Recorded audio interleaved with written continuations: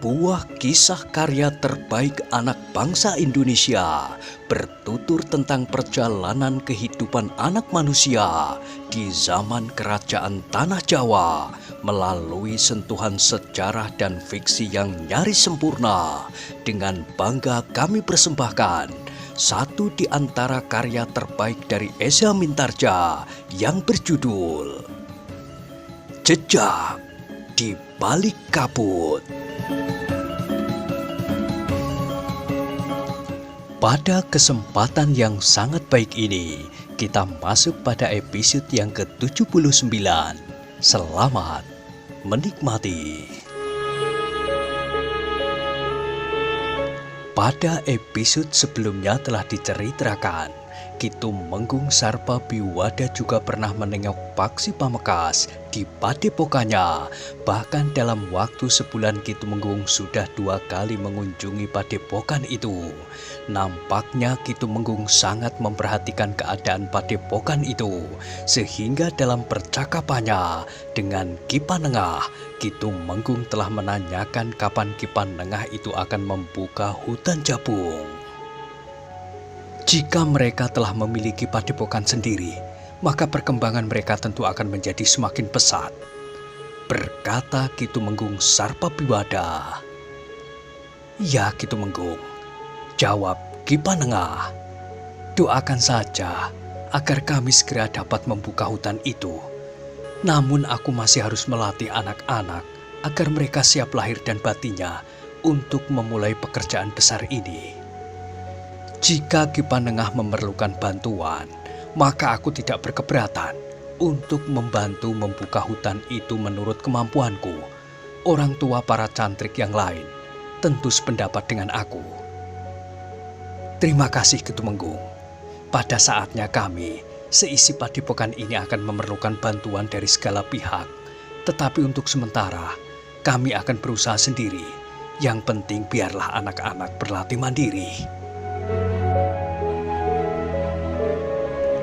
Ki Tumenggung mengangguk-angguk, tetapi ia pun berkata, tentu ada batas-batas kemampuan mandiri itu. Seberapa besar tenaga seseorang, maka tentu ada tingkat-tingkat kekuatan, sehingga pada suatu saat ia akan terbentur pada suatu hal yang tidak terangkat olehnya. Ya Ki Tumenggung, jika anak-anak sampai pada keadaan seperti itu, maka biarlah aku menyampaikan kepada orang tua mereka, termasuk Ki Tumenggung. Ki Panengah tidak seharusnya membebankan segala-galanya kepada kemurahan hati Ki Gede Pemanahan. Biarlah kami, orang tua para cantrik ikut memikul beban, tentu akan memberikan kepuasan kepada kami. Aku mengerti Ki Tumenggung. Pada saatnya, kami akan menyampaikan kepada Ki Tumenggung. Baiklah Ki Panengah, aku akan menunggu. Ki Tumenggung itu pun kemudian telah minta diri. Ia pun minta diri pula kepada Paksi Pamekasan. Perhatian Ki Tumenggung terhadap padepokan itu memang menarik perhatian.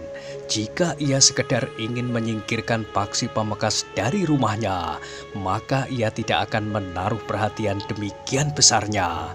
Bahkan seakan-akan mendorong agar Ki Panengah segera membuka hutan Jabung.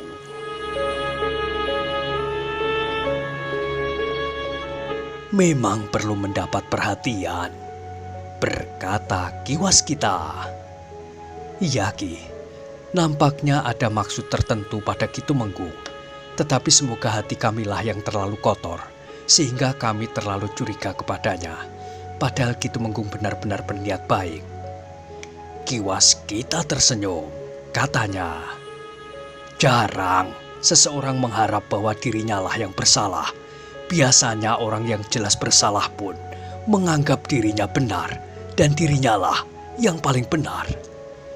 Ki Panengah pun tertawa sambil mengangguk-angguk. Meskipun Ki Waskita menanggapinya sambil tersenyum, namun ternyata hal itu disampaikannya kepada Ki Gede Pemanahan yang sudah mendapat laporan lengkap tentang sikap Ki Tumenggung Sarpabiwada serta kemungkinan hubungannya dengan Haryo Wisoko. Sikap Ki Tumenggung terhadap anak laki-lakinya yang tiba-tiba saja berubah juga menarik perhatian, berkata Ki Waskita. Ya, Ki Gede Pemanahan pun mengangguk-angguk pula, namun kemudian katanya, tetapi mungkin Ki Panengah itu benar, kamilah yang terlalu curiga terhadap seseorang. Jika saja Ki Tumenggung Sarpabiwada tidak berhubungan dengan Haryo Wisoko, maka agaknya dugaan itu memang benar Ki Gede. Tetapi menilik apa yang pernah dilakukan Ki Tumenggung Sarpabiwada dan dengan siapa ia berhubungan, kecurigaan kita tidak berlebihan. Ki Panengah memang harus berhati-hati. Jika Ki Tumenggung itu selalu mendorong agar Ki Panengah segera membuka hutan Jabung, maka agaknya Ki Tumenggung atau orang-orang yang berhubungan dengan Ki Tumenggung itu mempunyai niat tersendiri. Ki Gede Pemanahan mengangguk-angguk, katanya, apakah hal ini sudah Ki Waskita bicarakan dengan Ki Panengah? Serba sedikit sudah Ki Gede. Jika demikian, apabila sampai pada saatnya Ki Panengah membuka hutan Jabung, maka tentu diperlukan pengamanan yang khusus. Ini bukan berarti bahwa kita tidak mempercayai kemampuan dan kemandirian perguruan Ki Panengah, tetapi kita juga harus berpijak pada kenyataan bahwa perguruan itu masih baru lahir. Ki Waskita mengangguk-angguk, katanya, aku mempunyai banyak kesempatan untuk berbicara dengan Ki Panengah Ki Gede di sela-sela tugas-tugas kami di padepokan itu. Baiklah Ki Waskita, aku minta Ki Waskita memberitahukan kepadaku kapan Ki Panengah akan membuka hutan Jabung. Ki Panengah sedang mempersiapkan cantrik-cantriknya lahir dan batin untuk menghadapi tugas yang berat itu. Ki Gede Pemanahan mengangguk-angguk, namun Ki Gede benar-benar sangat memperhatikan perguruan yang dipimpin Ki Panengah, sehingga ia telah mengirimkan anaknya ke perguruan itu. Bahkan Kanjeng Sultan juga memperkenankan Pangeran Benowo untuk berada di padepokan itu pula. Ki Gede Pemanahan dan Kanjeng Sultan memang menginginkan bibit-bibit yang meyakinkan bagi masa depan Pajang. Dalam pada itu, anak-anak muda yang berguru di padepokan Ki Panengah itu pun telah ditempa dalam berbagai macam ilmu. Mereka bukan saja menjadi seorang anak muda yang memiliki kemampuan olah kanuragan, tetapi juga anak-anak muda yang cerdas dan mempunyai wawasan luas tentang pemerintahan dan tentang berbagai macam ilmu yang lain.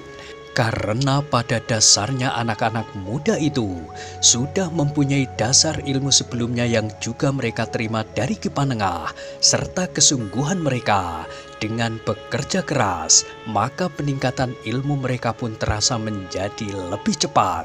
Kehadiran Pangeran Benowo dan Raden Sutowijoyo mempunyai pengaruh yang sangat besar. Di padepokan itu keduanya sama sekali tidak dibedakan dengan murid-murid yang lain.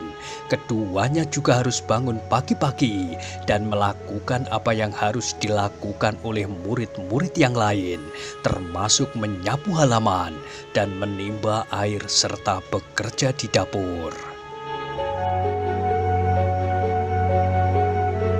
Namun ilmu mereka yang sangat tinggi memacu anak-anak muda yang lain untuk semakin keras berlatih.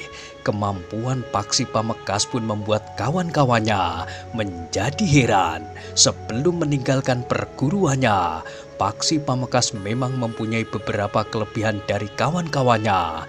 Namun setahun kemudian, kemampuannya seolah-olah telah menjadi berlipat ganda. Demikianlah, setelah beberapa bulan berlalu, maka Ki Panengah telah mengadakan penilaian atas kemampuan murid-muridnya. Ternyata bahwa kerja keras yang dilakukan oleh para murid itu membuahkan hasil yang memuaskan. Bukan saja Ki Panengah merasa puas, tetapi Ki Waskita pun menganggap bahwa anak-anak muda itu telah berhasil pada tahap pertama. Dengan demikian, maka Ki Panengah mulai membicarakan kemungkinan untuk membuka hutan Jabung. "Bagaimana pendapat Ki Waskita?" bertanya Ki Panengah. "Aku kira memang sudah saatnya Ki Panengah. Tetapi seperti yang pernah kita bicarakan, kita harus berhati-hati. Sebagaimana kita ketahui, sudah berapa kali Ki Tumenggung Sarpabiwada mendesak kepada kita agar Ki Panengah segera membuka hutan Jabung. Tetapi seperti yang Ki Panengah katakan, mudah-mudahan kita keliru. Hati kita yang buram ini terlalu mudah untuk berprasangka buruk terhadap seseorang, padahal maksudnya yang sebenarnya adalah baik."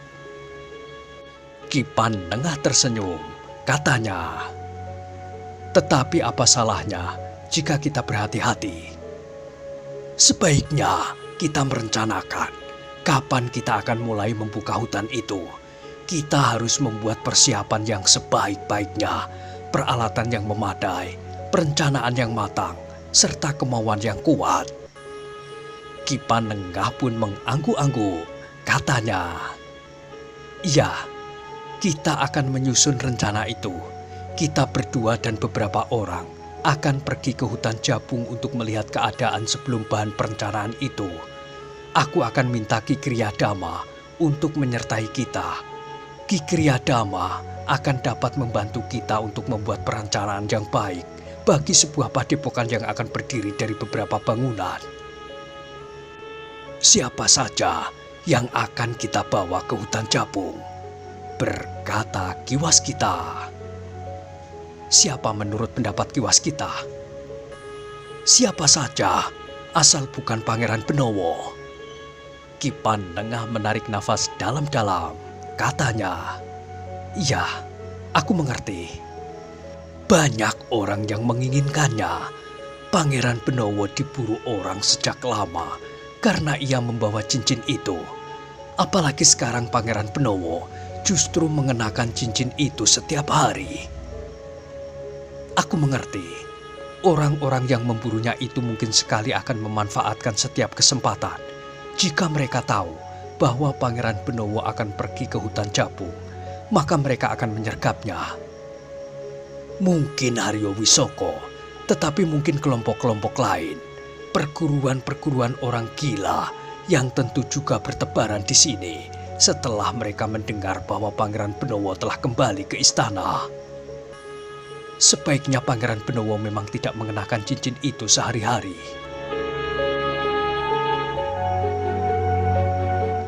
Ki Waskita menarik nafas dalam-dalam. Dengan nada berat ia pun berkata, "Aku kira tidak akan ada bedanya. Orang-orang itu tetap menduga bahwa cincin itu ada pada Pangeran Benowo. Jika mereka tidak menemukan cincin itu pada Pangeran Benowo, seandainya mereka dapat menangkapnya, maka nasib Pangeran Benowo akan menjadi sangat buruk." Ki Panengah mengangguk-angguk. Betapapun tingginya ilmu Pangeran Benowo, namun kemungkinan yang paling buruk itu pun akan dapat terjadi. Perguruan-perguruan yang dipimpin oleh orang-orang yang tamak itu juga mempunyai beberapa orang berilmu tinggi. Jika mereka dapat bekerja sama, meskipun hanya untuk sementara, maka kekuatan mereka akan menjadi cukup besar. Sedang di sisi lain Haryo Wisoko juga akan mampu mengumpulkan orang-orang berilmu tinggi untuk melakukan hal yang sama terhadap Pangeran Benowo. Sebaiknya Pangeran Benowo memang tidak ikut bersama kami. Bahkan aku juga berharap Raden Sutawijoyo juga tidak. Paksi? Paksi tidak akan menjadi sasaran lagi karena cincin itu tidak mungkin ada padanya. Jika ada kepentingan lain? Bertanya Ki Waskita dengan dahi yang berkerut. Ki Panengah mengangguk-angguk, katanya, "Aku mengerti. Jika demikian, apakah sebaiknya kita berdua saja bersama Ki Kriyadama untuk melihat keadaan serta kemungkinannya?" Ki Waskita termangu-mangu sejenak, namun katanya kemudian, "Agaknya memang demikian Ki Panengah. Kita berdua saja bersama Ki Kriyadama." Keduanya ternyata sepakat untuk tidak membawa orang lain ke hutan Jabung. Karena itu, maka di hari berikutnya, Ki Pandengah dan Ki Waskita memberitahukan kepada para cantrik bahwa keduanya akan pergi ke hutan Jabung bersama Ki Kriyadama. Semula para cantrik itu menyatakan keinginan mereka untuk ikut, bahkan agak memaksa, tetapi Ki Pandengah pun kemudian berkata, "Dengar perintahku, setiap murid harus mendengarkan perintah gurunya." Tidak seorang pun yang kemudian memaksakan kehendak mereka. Pangeran Benowo dan Raden Sutawijaya pun tidak. Jika mereka tidak menurut perintah gurunya, maka akan menjadi contoh yang tidak baik bagi murid-murid yang lain yang sudah mulai menempatkan diri sebagaimana seharusnya seorang murid. Sebenarnya lah, Ki Pandengah dan Ki Waskita pun telah pergi ke hutan Jabung. Bertiga bersama Ki Kriyadama, mereka melarikan kuda mereka keluar pintu gerbang kota. Semakin lama mereka menjadi semakin jauh dari kota. Mereka pun kemudian menyusuri jalan yang semakin lama semakin sempit, sehingga akhirnya kuda mereka berjalan di atas jalan setapak berurutan. Ki Pandengah berada di paling depan, kemudian Ki Kriyadama, dan terakhir adalah Ki Waskita. Karena hutan Jabung memang tidak terlalu jauh dari kota raja, maka sebelum matahari memanjat sampai ke puncak, mereka sudah berada di hutan Jabung. Mereka pun kemudian telah menambatkan kuda mereka. Bertiga mereka melihat-lihat kemungkinan-kemungkinan yang dapat mereka lakukan untuk membuka sebuah padepokan dengan lingkungan pendukungnya. "Hutan ini adalah hutan yang sangat lebat," berkata Ki Waskita. Ki Pandengah menarik nafas dalam-dalam. Perguruannya benar-benar menghadapi tantangan yang sangat berat. Para cantrik harus bekerja sangat keras untuk membuka hutan itu. "Berapa tahun kalian akan menyelesaikan kerja kalian?" bertanya Ki Kriyadama. "Bagaimana menurut pendapatmu?" "Kalian tidak akan mampu melakukan hanya dengan 15 orang, atau katakanlah dengan yang lain 20 orang. Memang mungkin kalian dapat melakukannya, tetapi baru ketika murid-muridmu itu menjadi tua, pekerjaan ini akan dapat diselesaikan." Ki Pandengah mengangguk-angguk, sementara Ki Waskita pun berdesis. "Seakan-akan tidak ada sejengkal tanah pun yang luang." "Iya," sahut Ki Pandengah. "Jika aku memaksa anak-anak untuk membuka hutan tanpa pihak lain, maka kapan mereka mendapat kesempatan untuk menempa diri?" "Pertimbangkan Ki Pandengah, aku tahu maksud Ki Pandengah, tetapi Ki Pandengah harus melihat kenyataan ini." "Ki Waskita, bagaimana pendapat Ki Waskita jika hal ini kita bicarakan dengan Ki Gede Pemanahan?" "Aku sependapat," jawab Ki Waskita. "Aku kira kita lebih baik berbicara langsung dengan Ki Gede Pemanahan daripada dengan orang tua para cantrik. Tetapi aku akan tetap melibatkan para cantrik, sehingga para cantrik pun akan merasa ikut membangun padepokan itu." "Aku setuju Ki Pandengah." "Nah, jika demikian, maka anak-anak muda yang berguru kepada Ki Pandengah tidak akan terlalu banyak kehilangan waktu. Justru pada umur mereka yang paling sesuai untuk menempa diri." Beberapa saat lamanya, Ki Pandengah, Ki Waskita, dan Ki Kriyadama berada di hutan itu. Mereka memasuki hutan itu sampai beberapa puluh patok untuk melihat-lihat keadaannya. Di sana-sini tumbuh pohon-pohon raksasa yang harus ditebang. Sementara itu, hutan itu pun pepat dengan pepohonan yang lebih kecil serta pohon-pohon perdu. Dahan-dahan kering yang patah terbujur lintang, sebagian sudah menjadi lapuk, diselimuti oleh gerumbul-gerumbul liar yang berduri-duri. Sulur pepohonan terjurai bergayutan dan saling membelit dengan pepohonan yang merambat, merajut pohon yang satu dengan pohon yang lain. Medan yang sangat berat, berkata Ki Panengah. Aku memang harus menyesuaikan keinginan dengan kenyataan ini. Beberapa saat mereka melihat-lihat keadaan, tiba-tiba mereka terkejut mendengar kuda-kuda mereka meringkik. Agaknya kuda-kuda itu melihat sesuatu yang membuat mereka ketakutan. Karena itu, ketiga orang itu pun segera berloncatan menerobos lebatnya hutan itu untuk melihat apa yang terjadi dengan kuda-kuda mereka. Namun demikian mereka muncul dari sela-sela pepohonan yang rapat-rapat. Mereka melihat kuda-kuda mereka yang tertambat di antara pepohonan yang sudah menjadi jarang yang tumbuh di padang perdu di pinggir hutan itu. Sudah menjadi tenang. Beberapa orang berdiri di dekat kuda-kuda mereka berempat. 3 orang di antara mereka mengelus leher kuda-kuda yang gelisah itu, sehingga menjadi tenang kembali. Agaknya mereka adalah orang-orang yang mengenali kuda dengan baik, sehingga mereka dengan cepat menguasai kuda-kuda yang terkejut itu. "Selamat siang, Kisanak," berkata salah seorang dari mereka. Ki Panengah, Ki Waskita dan Kriyadama memandang mereka satu demi satu. Mereka melihat 7 orang yang seakan-akan memang menunggu ketiga orang yang keluar dari hutan itu. "Selamat siang," jawab Ki Panengah meskipun agak ragu. "Kami lewat di padang perdu ini," berkata orang itu. "Kami memang agak keheranan melihat 3 ekor kuda yang tertambat di sini.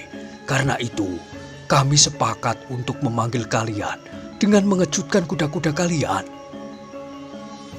"Untuk apa kalian memanggil kami?" bertanya Ki Panengah. "Kami hanya ingin tahu, apakah yang kalian lakukan di sini? Hutan ini adalah hutan yang sangat lebat, yang jarang didatangi orang. Tetapi kalian bertiga memerlukan untuk menembus memasuki hutan ini." "Tidak apa-apa, Kisanak. Hanya terdorong oleh keinginan untuk mengetahui apakah isi hutan ini." Orang-orang itu tertawa. Seorang yang bertubuh agak gemuk berkata, "Hahaha, kalian jangan berolok-olok." "Kenapa berolok-olok? Aku berkata sebenarnya." "Baiklah," berkata orang yang rambutnya sudah mulai ditumbuhi uban yang selembar-lembar mencuat dari balik ikat kepalanya. "Jika kau tidak mau mengatakan keperluanmu, kami tidak akan memaksa. Tetapi kuda-kuda kalian ini sangat menarik. Kami masih kekurangan kuda di perguruan kami. Karena itu, maka kami ingin membeli ketiga ekor kuda kalian ini." Ki Panengah mengerutkan dahinya, namun sebelum ia menjawab, Ki Waskita telah menjawabnya. "Berapa kalian akan membeli kuda-kuda kami?" Orang yang berambut sudah mulai ubanan itu mengerutkan dahinya, namun kemudian ia pun tertawa. Katanya, "Hahaha, berapa kalian memberi harga?" "Semula kami tidak berniat menjualnya, Kisanak. Tetapi jika kalian bersedia memberikan harga yang tinggi, maka kami akan memikirkannya." Orang yang berambut mulai ubanan itu justru termangu-mangu. Namun orang yang bertubuh agak gemuk itulah yang menyahut, "3 keping? Kami mempunyai uang 3 keping untuk membeli 3 ekor kuda kalian." Ki Waskita sama sekali tidak terkejut. Ia sudah menduga bahwa orang-orang itu akan memberikan jawaban asal saja mengucapkan kata-kata. Karena itu maka Ki Waskita itu pun segera menyahut, "Satu penghargaan yang tinggi. Orang lain tidak akan berani menghargai kuda-kuda kami semahal itu. sama dengan nilai 3 pincuk nasi megono. Orang yang bertubuh gemuk itu mengerutkan keningnya, namun kemudian ia pun tertawa. Katanya, "Hehehe, nah, bukankah kami sudah berbaik hati? Sekarang, relakan kami membawa kuda-kuda kalian. Kami akan memelihara dengan baik." "Nanti dulu Kisanak," cegah Ki Waskita. "Sebelum kalian pergi, aku ingin bertanya, siapakah kalian dan kalian datang dari perguruan mana?" Orang yang rambutnya mulai ubanan itu melangkah maju sambil berkata, "Sudahlah, jangan bertanya macam-macam. Kami anggap persoalan di antara kita sudah selesai. Kalian belum membayar 3 keping uang." Orang yang rambutnya mulai ubanan itu berkata, "Hentikan guraanmu itu. Kami akan membawa kuda-kuda kalian." Tunggu Kisanak. Kalian belum menjawab. Kalian itu siapa dan dari perguruan mana?" Orang berambut ubanan itu tidak menjawab. Demikian orang yang agak gemuk dan orang-orang yang lain. 3 orang di antara mereka sudah siap untuk melepaskan ikatan ketiga ekor kuda itu untuk membawanya pergi. Sementara yang lain pun telah beranjak pula dari tempat mereka. Namun Ki Waskita itu pun justru tertawa sambil berkata,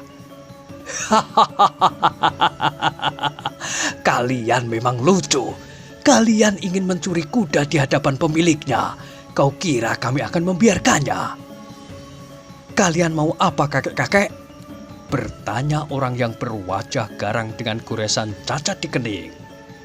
"Jangan main-main dengan orang-orang tua," berkata Ki Waskita. "Sebaiknya kalian pergi saja." Ketujuh orang itu tidak menghiraukan peringatan itu. Namun Ki Waskita memang tidak membiarkan mereka pergi membawa kuda-kuda mereka.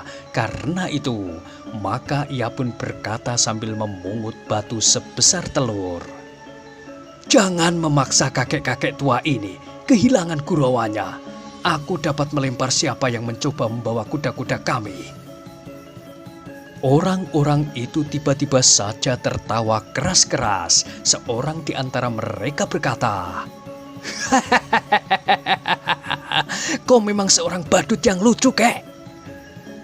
Tetapi belum lagi mulutnya terkatup, orang itu terpelanting jatuh. Kemudian orang itu menggeliat kesakitan sambil merintih. Tangan kirinya memegangi bahu kanannya yang dicekam kesakitan. 6 orang kawannya terkejut. Mereka tidak tahu apa yang terjadi. Yang mereka tahu, tiba-tiba saja kawannya merintih kesakitan. "Kau melemparnya dengan batu?" bertanya orang yang mulai ubanan. "Iya," jawab Ki Waskita sambil memungut lagi sebutir batu sebesar telur. Ke-6 orang itu tiba-tiba saja telah memencar. Namun di luar perhitungan mereka, seorang lagi telah terdorong beberapa langkah surut, kemudian jatuh terguling di tanah. Sambil berteriak kesakitan, orang itu pun menungging sambil memegangi perutnya. Sementara itu, Ki Waskita telah memungut lagi sebutir batu. "Giliran siapa yang akan aku lempar dengan batu ini?" bertanya Ki Waskita. "Jika aku kehilangan kesabaran, aku tidak akan melempar bahu atau perut kalian, tetapi dahi kalian, sehingga kepala kalian akan pecah." Orang-orang itu pun termangu-mangu sejenak. Yang sudah mencoba untuk melepaskan tambatan kuda-kuda itu pun telah mengurungkannya dan bergeser surut, bahkan berdiri di belakang sebatang pohon untuk berlindung. "Bawa kawan-kawanmu pergi, tetapi sebut perguruanmu. Jika kalian berkeberatan, maka aku akan membunuh kalian." Orang-orang itu masih berdiri tegak mematung. "Cepat, sebut perguruan kalian atau nama pemimpin perguruan kalian."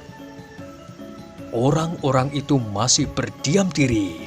Namun mereka pun terkejut ketika mereka mendengar derak dahan pohon yang berdiri tidak jauh dari tempat mereka berdiri.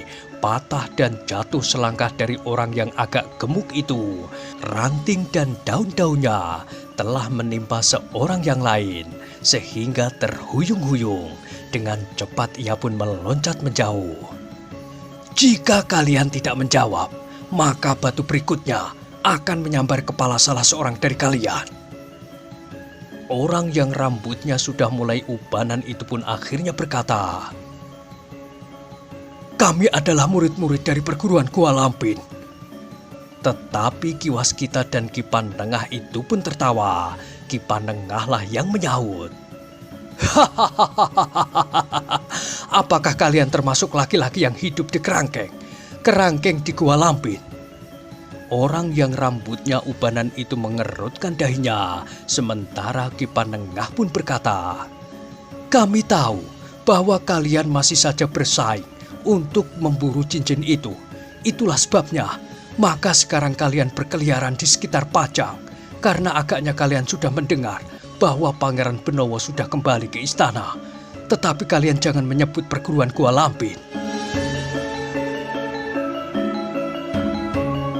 Orang yang rambutnya sudah mulai ubanan itu menjadi berdebar-debar. Ternyata orang-orang tua itu adalah orang-orang yang berilmu tinggi yang belum mereka kenal. Mungkin mereka juga orang-orang yang sedang memburu Pangeran Benowo. Karena itu, maka orang yang rambutnya mulai ubanan itu berkata, "Apa yang sebenarnya kau ketahui tentang Pangeran Benowo dan cincin itu? Apakah kalian berada di tempat ini juga karena kalian sedang memburu Pangeran Benowo?" "Iya," jawab Ki Panengah. "Tetapi kami tidak mau disaingi. Karena itu, kalian harus enyah dari tempat ini, serta jangan berkeliaran lagi di sekitar Pajang." Tetapi kalian belum menjawab. Kalian datang dari perguruan mana? Orang itu akhirnya menjawab, "Kami adalah orang-orang dari perguruan Tegal Arang." Ki Panengah tersenyum, katanya, "Kenapa kalian tidak menyebutnya sejak semula? Sebenarnya lah, kami sudah mengetahui bahwa kalian adalah orang-orang Tegal Arang. Tetapi kami ingin tahu, apakah kalian termasuk orang-orang yang jantan, yang berani menengadahkan dadanya menghadapi apapun juga. Tetapi ternyata kalian adalah pengecut yang ingin menyembunyikan kenyataan tentang diri kalian sendiri." Tidak seorang pun yang menjawab.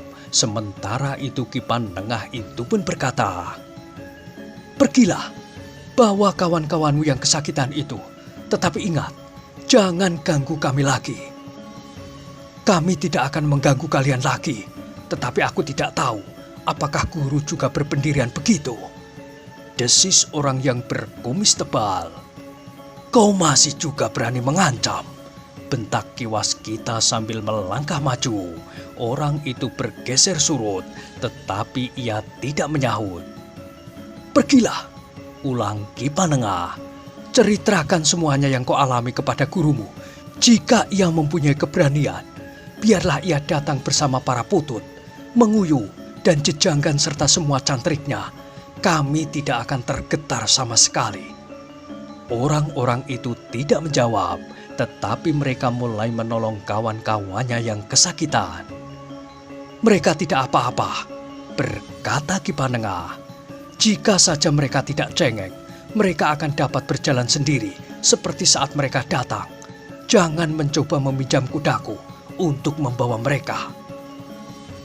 Orang-orang itu masih tetap berdiam diri, namun sejenak kemudian orang-orang itu mulai beringsut meninggalkan Ki Panengah, Ki Waskita, dan Ki Griyadama. Tetapi beberapa langkah kemudian, orang yang rambutnya mulai beruban itu pun berhenti, kemudian memutar badannya sambil bertanya, "Apakah kalian bersedia menyebut nama dan gelar kalian, serta perguruan kalian?" "Itu tidak penting," jawab Ki Panengah. "Gurumu tentu belum mengenal kami." Orang itu tidak mendesak lagi. Ia pun kemudian berbalik pula dan meneruskan langkahnya, meninggalkan ketiga orang tua yang berdiri termangu-mangu di tepi hutan itu. Nah, bagaimanakah kisah selanjutnya? Silakan ikuti terus kisah Jejak di Balik Kabut pada episode berikutnya. Sampai jumpa.